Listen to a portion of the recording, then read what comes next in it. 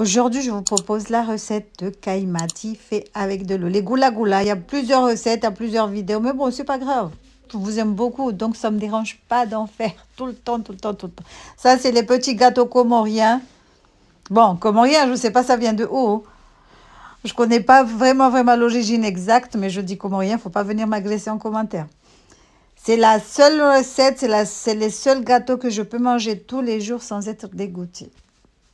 Alors là, les caïmats faits à base d'eau, là, oh là là là là. Et la levure boulangère, c'est les gâteaux qu'on peut manger tous les jours sans se fatiguer, sans être dégoûté. Regardez, ils sont bien moelleux, bien bons. Oh là là là là là là, surtout accompagnés d'un bon thé au gingembre. Alors là, je vous raconte pas. Mieux vaut les faire chez vous, testez-les, faites-les. Si vous ne les avez pas encore fait, faites-les, c'est simple à faire.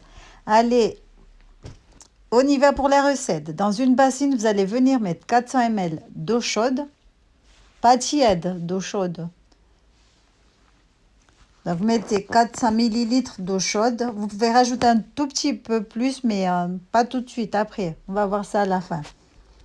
On rajoute un sachet de levure boulangère, 8 g de levure boulangère. Si vous avez de la levure fraîche, vous pouvez en mettre aussi. On va rajouter 100 g de sucre, mais moi je ne mets pas 100 g. Je vous ai dit que je diminue le sucre. Donc on va venir mélanger un tout petit peu avec une spatule. En fait, on m'avait toujours dit qu'il ne fallait pas mélanger la levure boulangère avec de l'eau chaude. Et pourtant, vous voyez par vous-même, hein, ça n'a pas changé grand-chose. Hein. Donc on va venir ajouter 100 g de sucre. Mais moi je ne mets pas 100 g, je mets juste une cuillère et demie. J'essaie de diminuer le sucre, là, ça en fait trop, on mange beaucoup trop de sucre, alors là, il n'y a que ça, les gâteaux, les cupcakes, les je sais pas quoi, vraiment, hein. Faudra faire attention à l'avenir, hein. Avec le sucre, diminuer un tout petit peu. On va rajouter 60 g de lait en poudre. On met 60 g de lait en poudre. De base, le lait en poudre, il est sucré aussi. Donc, il faudra faire très attention. Je vous conseille de ne pas mettre les 100 grammes. Je ne sais pas si vous aimez trop le sucre, mais moi, je vous conseillerais d'en mettre un peu moins. Donc là, on va venir ajouter 500 grammes de farine, mais progressivement. Ne mettez pas tout d'un coup. La farine, il faut toujours la rajouter progressivement. Toujours. Je mets du sucre vanillé, mais vous pouvez mettre de la cardamome en poudre ou le parfum que vous aimez. Donc, je mélange le tout. Je vais râper une noix de muscade. Je vais rajouter encore un tout petit peu. Vous allez voir, le goût, c'est trop bon. Si vous mettez de la noix de muscade, parce que dans la pâtisserie comorienne, on ne met pas de la noix de muscade en poudre. On met toujours la cardamome. La noix de muscade, c'est juste quand on fait le mkata goulou goulou, c'est tout. Enfin, chez moi je ne sais pas dans les autres villes. Mais on fait à Moroni, Daweju surtout. Mais moi, je tiens à le préciser que c'est seulement Daweju. Donc, on rajoute la farine progressivement. Après, vous allez venir bien mélanger avec la main. Parce qu'il ne faut pas qu'il y ait des grumeaux. Il faudra bien tapoter la pâte comme quand on fait le mkatafuta. Donc, ça, c'est la noix de muscade qui vient direct des Comores. Machallah. Testez chez vous, c'est trop bon.